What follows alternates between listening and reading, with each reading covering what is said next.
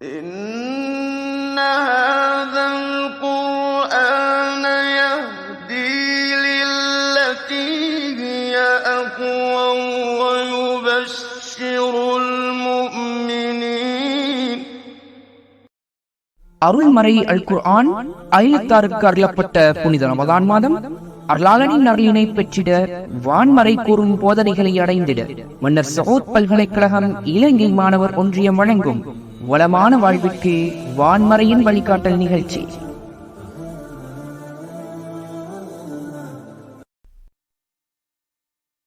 أعوذ بالله من الشيطان الرجيم بسم الله الرحمن الرحيم رب اشرح لي صدري ويسر لي أمري واحلل عقدة من لساني يفقهوا قولي رب زدني علما وارزقني فهما رب هب لي حكما. சர்வ ஆற்றலும் வல்லமையும் உடைய ஏக வல்லன் நாயன் அல்லாஹ் தாலாவை போற்றி புகுந்து அவனுடைய தூதர் சன்மான்க போதகர் முஹம்மதே முஸ்தபா ஸல்லல்லாஹு அலைஹி வஸல்லம் அவர்கள் மீதும் அவர்களின் குடும்பத்தார் உற்றார் உறவினர்கள் மீதும் என்றென்றும் ஸலவாத்தும் சாந்தியும் உண்டாவதாக என்று கூறிக்கொண்டு இன்றைய குர்ஆனிய வழிகாட்டல் நிகழ்ச்சியின் ஒரு அங்கமான முசாபக்கத்து ரமலான் போட்டி நிகழ்ச்சியில் நாம் என்று பார்க்க இருக்கின்ற அல்லாஹ் தஆலா வரையறுத்து குறிப்பிட்டு சொன்ன ஒரு சட்டத்தை இன்று நாங்கள் எனது உரையில் சுருக்கமாக அவதானிக்க இருக்கின்றோம். அந்த வகையில் அல்லாஹ் தஆலா சூரா அல் கஸஸில் 50வது வசனத்தில் இவ்வாறு குறிப்பிடுகின்றான்: ஃபஇல்லம் யஸ்தஜீபு லக ஃபஅலம் அன்னமா யத்தபிகூன அஹ்வாஅஹும். இதன் அர்த்தமாக நாங்கள் பார்க்கிறோம், உமக்கு அவர்கள் பதிலளிக்கவில்லை என்றால் அறிந்து கொள்ளுங்கள், அவர்கள் அவர்களின் மனோ இச்சையை பின்பற்றுகின்றனர். இதன் மூலம் அல்லாஹ் தஆலா ஒரு முக்கியமான குர்ஆனிய சட்டத்தை எமக்கு சொல்லித் தருகின்றான். அதாவது, இன்று எனது வாழ்க்கையில் நாங்கள் அன்றாடம் எதிர்நோக்கின்ற மார்க்க ரீதியான சட்ட திட்டங்களை, அதன் மூலம் வருகின்ற பிரச்சனைகளுக்கான தீர்வுகளை கேட்டறிந்து பெறுவதற்கான ஆலிம்களில் எப்படிப்பட்ட ஆலிம்களை நாங்கள் தெரிவு செய்கின்றோம், எப்படிப்பட்ட ஆலிம்களின் விஷயத்தில் நாங்கள் அவதானமாக இருக்கின்றோம் என்ற விஷயத்தையே அல்லாஹ் தஆலா இந்த குர்ஆனிய வசனத்தின் மூலம் எங்களுக்கு சொல்லித் தருகின்றார். அந்த வகையில் இந்த குர்ஆனிய வசனம் மார்க்க சட்ட திட்டத்தில் எவ்வாறு நாங்கள் நடந்து கொள்கின்ற ஒரு வழிமுறையை கற்றுத் தருகின்றது. அதுதான் மனோ இச்சையின்படி எவர் ஒருவர் அல்லாஹ் தஆலா ஷரீஅத்தாக ஆக்கி வைத்த சட்ட திட்டங்களில் கை வைப்பாரோ, தனது மனோ இச்சையின்படி தனக்கு ஏற்றபடி ஒரு மார்க்க சட்ட திட்டத்தில் போதுமான ஆய்வும் அறிவும் இல்லாத ஒரு மார்க்க அறிஞர் தனக்கு வருகின்ற பிரச்சனையை தன்னால் எந்த ஒரு சூழ்நிலையும் சமாளிக்க முடியும், தன்னால் எந்த ஒரு மார்க்க சட்ட திட்ட பிரச்சனைகளுக்கு தீர்வு காண முடியும் என்ற ஒரு மமதையில் மனோ இச்சையின்படி சட்டத்தை சொல்லி மக்களை பின்பற்றுமாறு சொல்கின்றாரோ, இவ்வாறான மார்க்க அறிஞர்கள் விஷயத்தில் நாங்கள் அவதானமாக இருக்க வேண்டும் என்பதே இந்த குர்ஆனிய வசனம் எமக்கு வலியுறுத்துகின்றது. அந்த வகையில் அல்லாஹ் தஆலா இந்த குர்ஆனிய வசனம் எப்போது இறங்கப்பட்டது என்ற ஒரு விடயத்தை நாங்கள் பார்ப்போமேயானால், ரசூல் ஸல்லல்லாஹு அலைஹி வஸல்லம் அவர்களுடைய வாழ்க்கையில் ஹாஜிகள் ஹஜ் செய்கின்ற போது இணை வைப்பாளர்களுடன் ஏற்பட்ட ஒரு முரண்பாட்டின் போது ரசூல் ஸல்லல்லாஹு அலைஹி வஸல்லம் அவர்கள் மீது இந்த இணை வைப்பாளர்கள் உடம்பின் அங்கமான எலும்புகளை கொண்டு வீசி எறிகின்றனர். இப்போது அல்லாஹ் தஆலா அவனுடைய அந்த தீய பழக்கத்தை சுட்டிக்காட்டும் வகையில் தான் இந்த குர்ஆன் வசனத்தை அல்லாஹ் தஆலா இறக்கி வைக்கின்றார். அல்லாஹ் தஆலா அதனை சூரத்துல் கஸஸ் 47 முதல் 50 வசனம் முதல் இவ்வாறு குறிப்பிடுகின்ற போது, இதற்கு முன்னர் மூசா அலைஹிஸ்ஸலாம் அவர்களுக்கு இறக்கி அருளப்பட்ட வேதத்தை போன்று இவர்களுக்கு வேதம் வழங்கப்பட்டிருந்தால் அவற்றை பின்பற்றுவோம் என்று அவர்கள் கூறுகின்றனர். மாறாக அவர்கள் மூசா அலைஹிஸ்ஸலாம் அவர்களுக்கு முன்னரும் வழங்கிய வேதத்தை அவர்கள் நிராகரித்து தான் வந்தனர். அவர்கள் இவ்வாறு கூறுகின்றனர், நீங்கள் உண்மையாளராயிருந்தால் அல்லாஹ் தஆலா இடத்திலிருந்து ஒரு நாங்கள் பின்பற்றக்கூடிய ஒரு தெளிவான வேதத்தை கொண்டு வாருங்கள் என்று சவால் விடுகின்றனர். இவர்கள் இந்த சவாலுக்கு பதிலளிக்கவில்லை என்றால், இந்த சத்தியத்துக்கு அவர்கள் கேட்ட அந்த வேதத்தை அவர்கள் கொடுத்தால், அந்த வேதத்துக்கு இவர்கள் பதிலளிக்கவில்லை என்றால் நிச்சயமாக நீங்கள் விளங்கிக் கொள்ளுங்கள், அவர்கள் அவருடைய மனோ இச்சையின்படிதான் அவற்றை விரும்பியவாறு செய்து கொண்டும் கேட்டுக்கொண்டும் இருக்கின்றனர். இவ்வாறுதான் அவர்களுடைய இறை நிராகரிப்பு தன்மை அன்றைய காலத்தில் இருந்தது. அதனை சுட்டி காட்டதான் அல்லாஹ் தஆலா இந்த குர்ஆன் வசனத்தை இறக்கி வைத்தான். இந்த குர்ஆன் வசனம் இன்றைய எமது வாழ்க்கையில் எவ்வாறு தாக்கம் செலுத்துகின்றது என்றால், என்று நாங்கள் பின்பற்றுகின்ற ஏராளமான உலமாக்கள் எவ்வாறு இன்றைய உலகில் ஃபத்வாக்களை வழங்குகின்றனர் என்பதை நாங்கள் எங்களுடைய ஆய்வும் அறிவும் இல்லாமல் எங்களுடைய மனோ இச்சையின்படியே அவர்களை நாங்கள் பின்பற்றுகின்றோம். இப்படிப்பட்டவர்கள் தமக்கு மார்க்க ரீதியாக எந்த ஒரு விஷயமும் தெரியாத ஒருவர் என்று பிறர் குறை கூறக்கூடாது என்பதற்காக இவ்வாறவர்கள் அல்லாஹ்வுடைய சட்டத்தில் மனோ இச்சையின்படி ஹலாலை ஹராமாக்கி, ஹராமை ஹலாலாக்கி, மக்ரூஹான விஷயங்களை ஹராமாக்கி, ஹராமான விஷயங்களை மக்ரூஹாக்கி, முஸ்தஹப்பை ஹலாலாக்கி, ஹலாலான விஷயங்களை முஸ்தஹப்பாக்கி, இப்படி அவர்களின் மனோ இச்சையின்படி சட்ட திட்டங்களை வழங்குவதனூடாக இன்று மக்கள் வழி கேட்டில் இருந்து கொண்டிருக்கின்றனர். இந்த வழிகேடிலிருந்து அல்லாஹ் தஆலா அனைவரையும் பாதுகாக்க வேண்டும். அந்த வகையில் தான் அல்லாஹ் தஆலா இந்த குர்ஆனிய போதகத்தை அல்லாஹ் தஆலா இந்த குர்ஆன் வசனின் மூலமாக எங்களுக்கு சொல்லித்தர விரும்புகின்றான். இவ்வாறானவர்களை அல்லாஹ் தஆலா அநியாயக்காரர்கள் என்று சொல்கின்றான். எவர் ஒருவர் மார்க்க விஷயத்தில் ஆழமான அறிவும் ஆய்வும் இல்லாமல் சட்டத்திட்டங்களில் விளையாடுகின்றார்களோ இவ்வாறானவர்கள் அநியாயக்காரர்கள். அநியாயக்காரர்களை பின்பற்றுவது வழிகேட்டில்தான் எங்களை விட்டுச் செல்லும் என்பதே இந்த குர்ஆன் வசனம் எங்களுக்கு சொல்லித் தருகின்ற மிக முக்கியமான ஒரு அம்சமாகும். மேலும்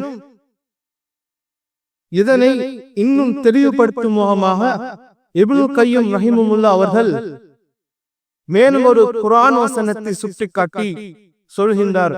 அல்லாஹ் தஆலா சூரத்துன் நஜ்ம் 3 மற்றும் 4 வசனங்களில் இவ்வாறு குறிப்பிடுகின்றான். அஊது பில்லாஹி மினஷ் ஷைத்தானிர் ரஜீம்.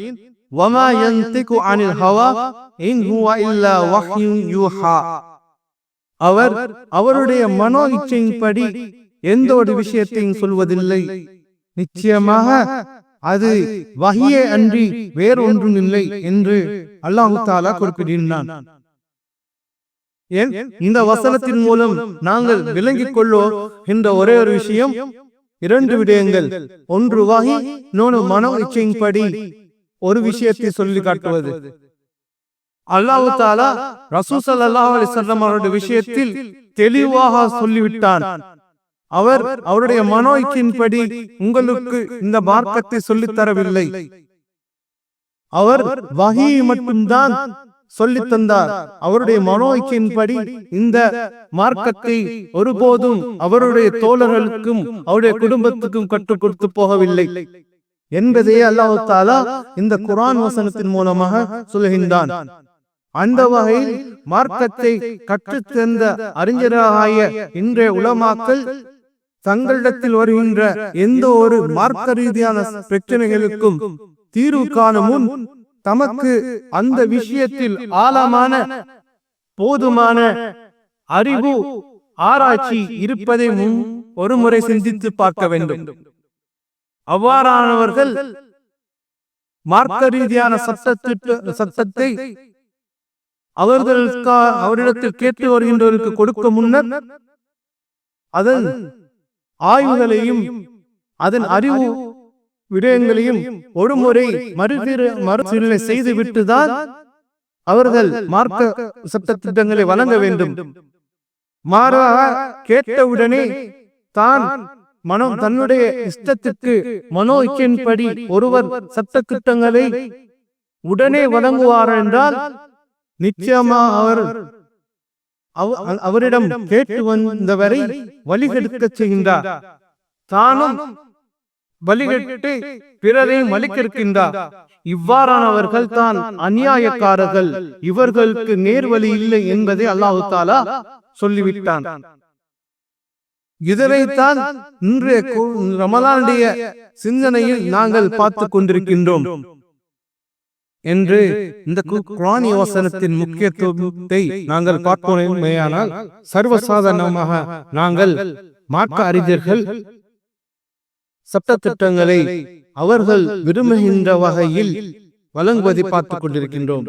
அந்த வகையில் அவர்கள் இவ்வாறு குறிப்பிட்டார்கள், எந்த ஒரு ஆதாரமும் அறிவிப்புமின்றி ஹதீஸ் துறையில் போதியமான ஆய்வு அறிவின்றி அல்லாஹ் தஆலா கூறினான், ரசூல் ஸல்லல்லாஹு அலைஹி வஸல்லம் அவர்கள் கூறினார்கள், சஹாபாக்கள் கூறினார்கள் என்று சர்வசாதாரணமாக ஆதாரம் இல்லாத மேல் இன்று மார்க்க சட்ட திட்டங்களுக்கு சட்ட வரையறைகளை இன்று வகுத்துக் கொண்டிருக்கின்றார்கள். இவ்வாறானவர்கள் இன்று இந்த உலகத்தில் அதிகம் காணப்படுகின்றதை நாங்கள் பார்த்துக் கொண்டிருக்கின்றோம். இவ்வாறானவர்கள் தான் இன்றைய இந்த உலகத்தில் மிகப்பெரிய குழப்பவாதிகளாக இன்று இருக்கின்றார்கள். இவர்களை பின்பற்றுகின்றவர்கள் அவர்களும் மனோ இச்சையின்படியே அவர்களை பின்பற்றி வாழ்கின்றனர்.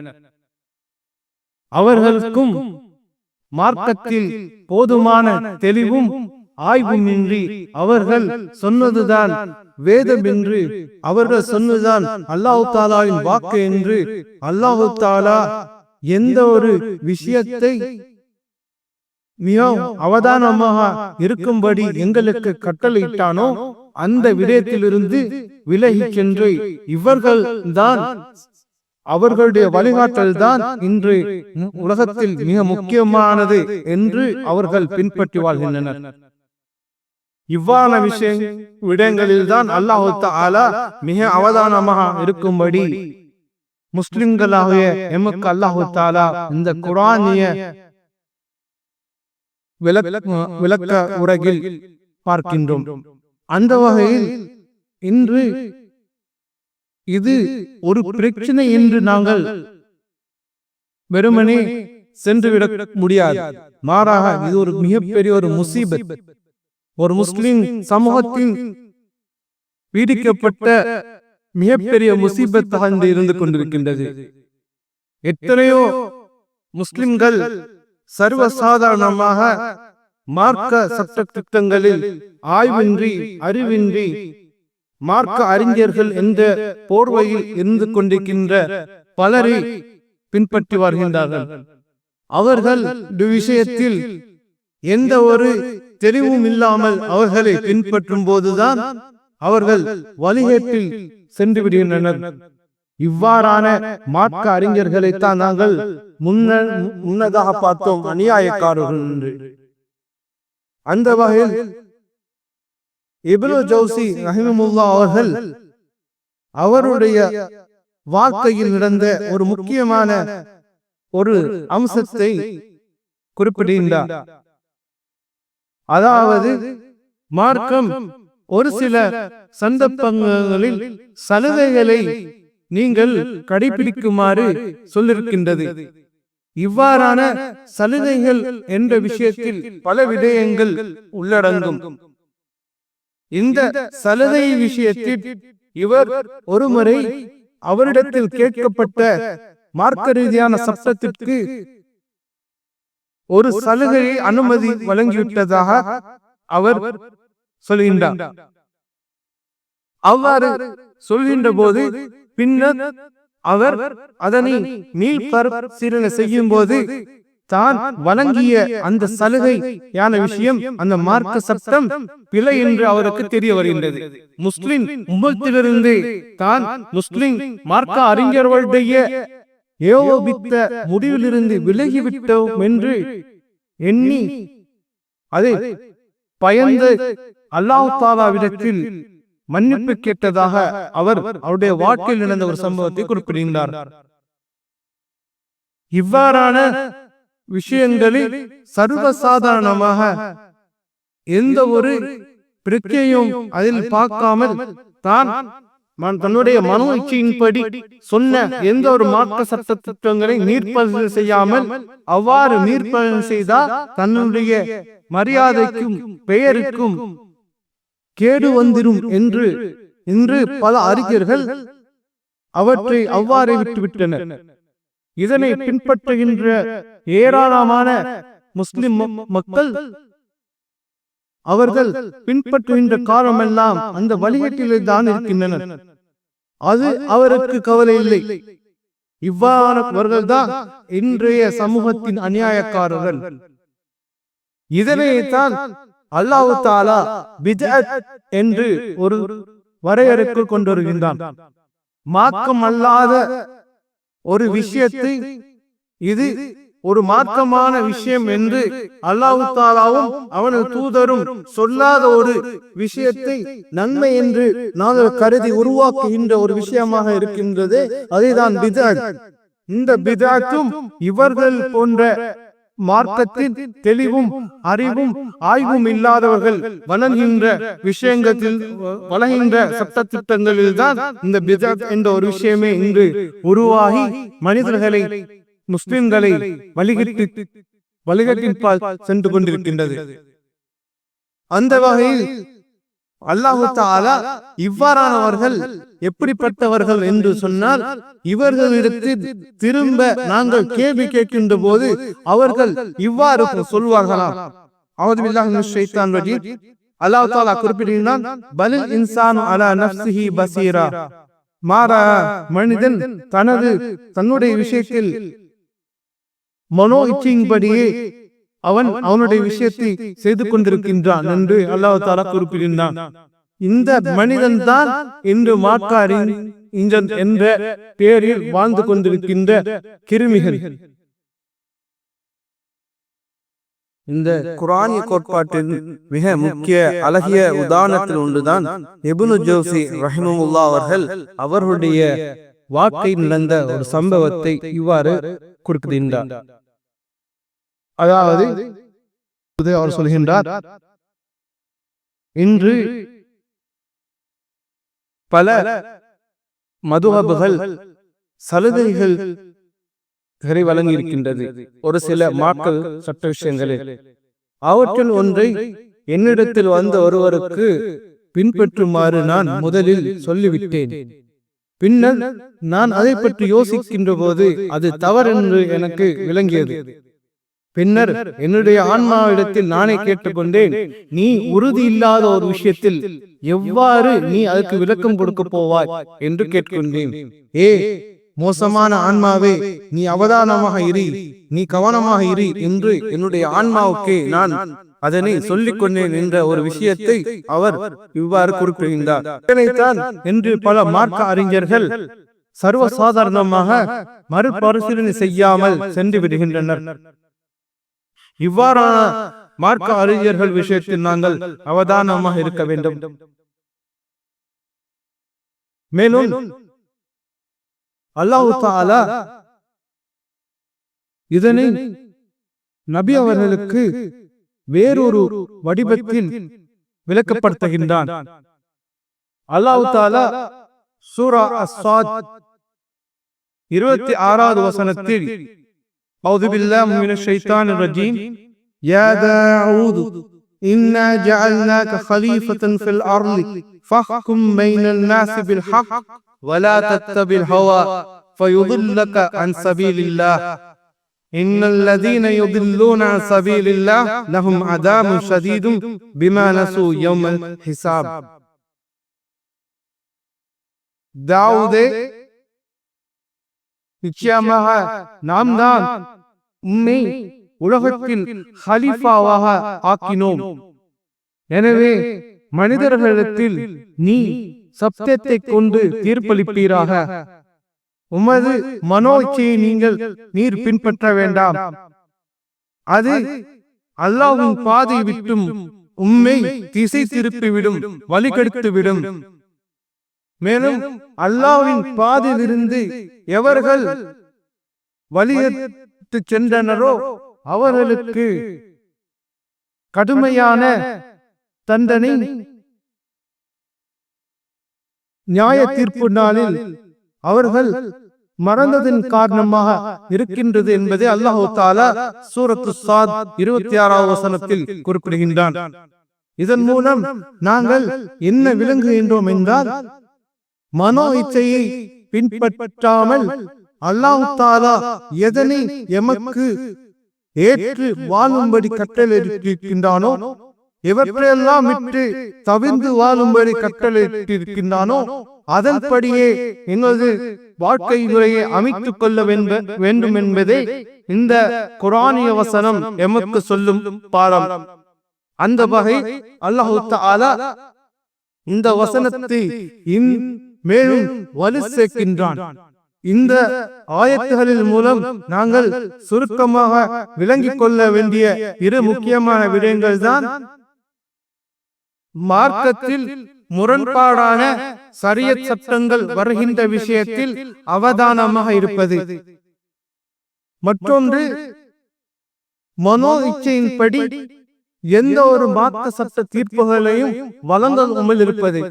இந்த இரண்டு விஷயங்களில் நாங்கள் அவதானமாக இருக்க வேண்டும் என்பதே அல்லாஹ் தஆலா ஃபஇல்லம் யஸ்தஜீபு லக ஃபஅலம் ஃபஇன்னஹும் யத்தபிஊஹும் என்ற அந்த குர்ஆன் வசனத்தின் மூலம் எமக்கு சொல்லித் தருகின்ற பாடம். எனவே அல்லாஹ் தஆலா இவ்வாறான பிழையான மார்க்க அறிஞர்கள் விஷயத்தில் இருந்து எம்மை பாதுகாக்க வேண்டும். மனோ இச்சையின்படி எந்த ஒரு மார்க்க விஷயங்களையும் நாங்கள் பின்பற்றாமல் இருக்க வேண்டும். அவ்வாறு பின்பற்றுவதிலிருந்து அல்லாஹ் தஆலா எம்மை பாதுகாக்க வேண்டும் என்று இந்த குர்ஆனிய விளக்கத்தை இத்துடன் நான் நிறைவு செய்கின்றேன். வாஹிரு தஅவானா அல்ஹம்துலில்லாஹி ரப்பில் ஆலமீன்.